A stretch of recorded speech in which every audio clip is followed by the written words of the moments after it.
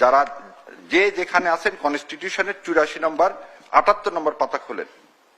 এই 78 নম্বর পাতাতে দেওয়া আছে প্রোক্লামেশন অফ ইন্ডিপেন্ডেন্ট। এই প্রোক্লামেশন ইন্ডিপেন্ডেন্টের সমস্ত 5 জায়গায় লেখা আছে বঙ্গবন্ধু শেখ মুজিবুর রহমান, কোথাও লেখা নেই জাতির পিতা। এবং এই 78 নম্বর পাতার শেষে লেখা আছে যে কি লেখা আছে 78 নম্বর পাতার শেষে, যে রাষ্ট্রপতি এবং উপরাষ্ট্রপতিকে শপথ পড়াবেন অধ্যাপক ইউসুফ আলী। শপথ না পড়ানো পর্যন্ত সে রাষ্ট্রপতি হয় না। শেখ মুজিবুর রহমান 10 তারিখে বাংলাদেশে এসে নামলেন ভারত দিল্লি হয়ে। দিল্লির কথা ছাড়া তো আবার নামতে পারেন না ওনারা। দিল্লি হয়ে নামলেন, শপথ পড়লেন না। 11 তারিখে উনি কি দিলেন? Provisional constitution of Bangladesh order.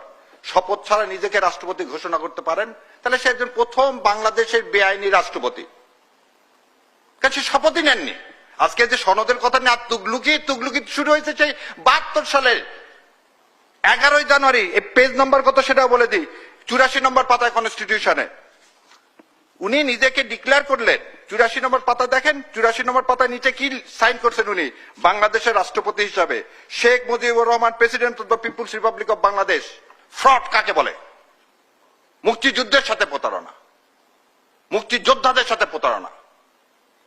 আর আজকে আপনি আসছেন তুগলুকি আইন না। এই 72 সালের যে এই প্রভিশন কনস্টিটিউশন অর্ডার দিলেন উনি কোন ক্ষমতা বলে দিলেন? উনি তো শপথই নেননি, তাহলে ওটা বেআইনি। ওই বেআইনির বলে এই 72 সালে যে কনস্টিটিউশন রচনা হলো, আবু সাইদ চৌধুরীকে উনি 12 তারিখে শপথ পড়ালেন, সব বেআইনি। জন্মই যার আজন্ম পাপ। কেন আমরা 24কে দ্বিতীয় স্বাধীনতা বলি? সেদিন তো আমরা স্বাধীনতা পাইনি। 71 সালে 16 ডিসেম্বর কি জেনারেল ওসমানী ছিল না বাংলাদেশে? ছিল না কামরুজ্জামানরা, তাজউদ্দিনরা? কেন 16 ডিসেম্বর অরোরার কাছে আপনাকে হ্যান্ড ওভার করতে হবে?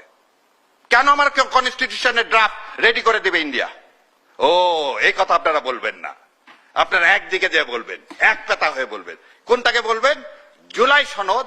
যখন মানুষ তার নতুন সূর্য দেখার স্বপ্ন শুরু করছেন, তখন আপনি একটা ন্যারেটিভ তৈরি করবেন, এই জাগ গেল, জাগ গেল, জাগ গেল। এখন কি আমরা রাজনৈতিক সংঘাতের দিকে যাচ্ছি কিনা? আমি একদম শেষ আপনাকে সেটাই বলতে একটু ভাই একটু বলার জন্য তো নিয়ে আসছেন। একটু যদি সবসময় তো তাড়াহুড়া করলে ওই 2 সেকেন্ডে রিল হলো হবে না। আমি শেষ করে দিচ্ছি, শোনেন।